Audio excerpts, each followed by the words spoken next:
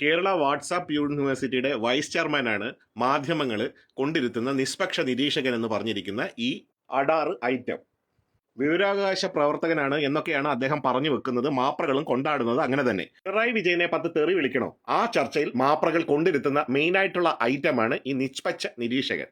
വായി തോന്നുന്നത് എന്തും വിളിച്ചു പറയാൻ മടിയില്ലാത്ത ഈ ഐറ്റത്തിന് എല്ലാ കാര്യങ്ങളും പഠിച്ചു പറയുന്നു എന്നാണ് ഇദ്ദേഹം പറയാറ്. എന്നാൽ പഠിച്ചു പറയുന്ന, അന്വേഷിച്ച് കണ്ടെത്തുന്ന ഈ മെഗാ ഐറ്റം ചെന്നുപെട്ടൊരു കാര്യമുണ്ട്. അതെന്താണെന്ന് നമുക്കൊന്ന് നോക്കാം. എന്റെ മരുമകൾ ഈ ഫ്ലക്സ് ബോർഡ് കണ്ടിട്ട് പറഞ്ഞു, അച്ഛന് ചർച്ചയിലൊക്കെ പങ്കെടുത്തിട്ട് പല BJP നേതാക്കളെയും പരിചയമുള്ളതല്ലേ, എന്റെ വണ്ടി മാറ്റിയെടുക്കേണ്ട സമയമാണ്, നമുക്ക് ഈ പകുതി വിലയ്ക്ക് ഇത് കിട്ടുമോ എന്ന് അന്വേഷിക്കാൻ വേണ്ടിയിട്ട് ഞാൻ എറണാകുളത്തെ സത്യസന്ധനായ ഒരു BJP നേതാവിനെ വിളിച്ചു. കേട്ടല്ലോ, എറണാകുളത്തെ സത്യസന്ധനായ BJP നേതാവ്. കേട്ടോ, െല്ലാം അസത്യവാദികളാണ്. പക്ഷേ BJP നേതാവ് സത്യസന്ധനാണെന്ന് പറയുന്ന ഇദ്ദേഹത്തിന്റെ മനസ്സിന്റെ ഉള്ളിലിരിപ്പ് എന്താണെന്ന് ഇതിനകത്ത് തന്നെ വ്യക്തമല്ലേ? ബാക്കി ഞാൻ എറണാകുളത്തെ സത്യസന്ധനായ ഒരു BJP നേതാവിനെ വിളിച്ചപ്പോൾ അദ്ദേഹം 10 മിനിറ്റിൽ തന്നെ എനിക്കൊരു കോർഡിനേറ്റർ നമ്പർ തന്നു. ഞാൻ ആ കോർഡിനേറ്ററെ ബന്ധപ്പെട്ടു. കോർഡിനേറ്റർ എന്നിൽ നിന്ന് പൈസ മേടിച്ചു.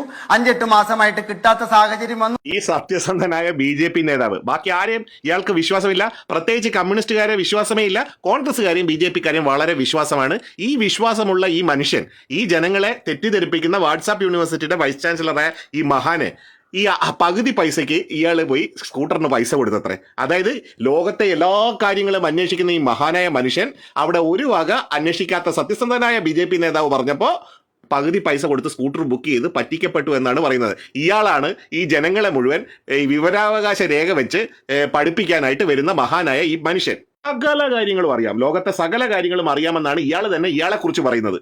എന്നെ തന്നെ വിളിക്കുന്നത് സരോജ് കുമാറാണ് എന്ന് പറയുന്നത് പോലെയാണ് ഈ മഹാനി പറഞ്ഞു വെക്കുന്നത്. അയാളാണ് സത്യസന്ധനായ BJP നേതാവിന്റെ വലയിൽ പോയി കുടുങ്ങിയിരിക്കുന്നത്. ഇയാൾ പറയുന്നതൊക്കെ ഇനി ജനങ്ങൾ വിശ്വസിക്കണമെന്ന് ജനങ്ങൾ തന്നെ തീരുമാനിച്ചാൽ മതി. ഇയാള് ഈ പറ്റിപ്പിനെ കുറിച്ച് പരാതി പറഞ്ഞോ ഇല്ലയോ എന്നുള്ളത് കേൾക്കാം. ഈ തട്ടിപ്പ് ഞാൻ അറിയുന്നതിനേക്കാൾ മുമ്പ് 1/2/25 രാവിലെ 6 മണിക്ക് എന്നെ ഈ ജില്ലയിൽ ആ BJP നേതാവ് വിളിച്ചിട്ട് പറഞ്ഞു, ഹരിദാസ് ജി അത് തട്ടിപ്പായിരുന്നു, ഹരിദാസിന്റെ അക്കൗണ്ട് നമ്പർ എനിക്ക് അയക്കും, ഞാൻ എന്റെ അക്കൗണ്ടിൽ നിന്ന് പകുതി പൈസ ഇന്ന് തരുന്നുണ്ട്, ബാക്കി പകുതി പൈസ 15 ദിവസത്തിനകം തരാമെന്ന് പറഞ്ഞതുകൊണ്ട് ഞാൻ ഇതിലത്തെ പരാതിക്കാരനായി രംഗത്ത് വരാൻ തയ്യാറല്ല. കേട്ടല്ലോ പറഞ്ഞത്. അതായത് ഒരു സത്യസന്ധനായ BJPക്കാരൻ ഈ പകുതി വിലയ്ക്ക് സ്കൂട്ടർ കൊടുക്കാമെന്ന് പറഞ്ഞു പറ്റിച്ചപ്പെട്ടപ്പോൾ 1/2/2025 അതായത് ഫെബ്രുവരി 1-ാം തീയതി ഇതൊക്കെ മാധ്യമങ്ങൾ പുറത്ത് വിടുന്നതിന് മുമ്പ് തന്നെ ഇയാൾക്ക് ഈ പണം കൊടുക്കാമെന്ന് ഈ സത്യസന്ധനായ BJP നേതാവ് പറഞ്ഞു അത്രേ. എന്നിട്ട് സത്യസന്ധനായ BJP നേതാവ് ഈ പൈസ കൊടുത്തത് കൊണ്ട് ഇയാൾ പരാതിക്ക് പോയില്ല എന്ന്. അതായത് നാട് നീളെ സർക്കാരിനെതിരെ കുത്തിത്തിരിപ്പും പുകമറകളും സൃഷ്ടിച്ച് ജനങ്ങളെ തെറ്റിദ്ധരിപ്പിക്കുന്ന ഈ മഹാനായ വ്യക്തി പറ്റിക്കപ്പെട്ട കാര്യത്തിൽ പണം തിരികെ കിട്ടിയതുകൊണ്ട് പരാതിപ്പെട്ടില്ല പോലും. ഇത് സർക്കാരിനെതിരെ വല്ലതുമായിരുന്നെങ്കിൽ ഇയാൾ പരാതിപ്പെടുകയില്ലായിരുന്നോ?